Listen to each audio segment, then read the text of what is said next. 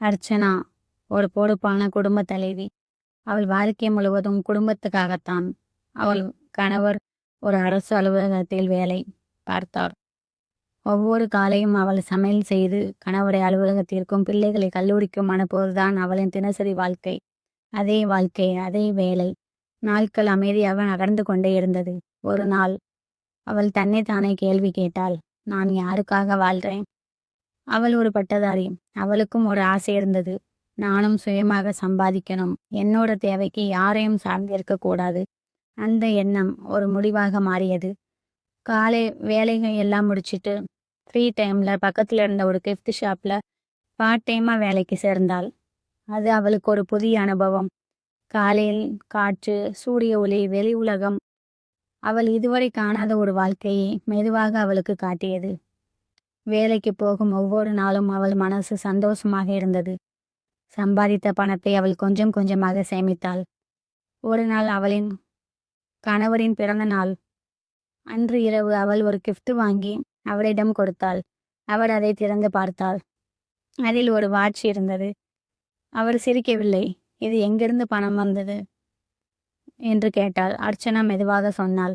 நான் part time வேலைக்கு போறேன், gift ஷாப்ல. சில நொடிகள் அமைதி.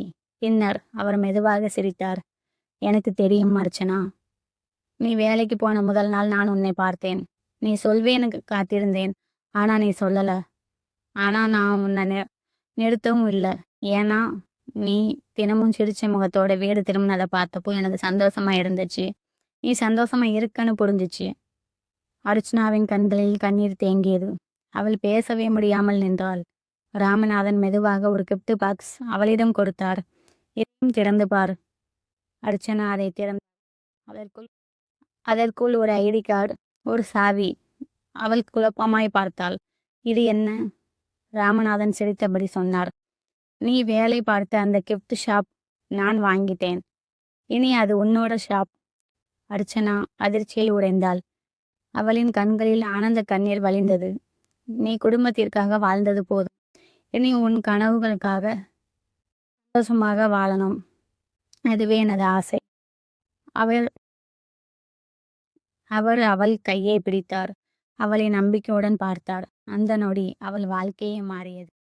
சில அன்பு வார்த்தைகளில் வெளிப்படுவது இல்லை, அது செயல்களில் தெரியும். நீங்கள் இந்த கதையில் வருவது போல கடையை வாங்கி கொடுக்க தேவையில்லை. சிறிய சப்போர்ட் உங்கள் துணையின் கனவுகளை நனவாக்க முடியும்.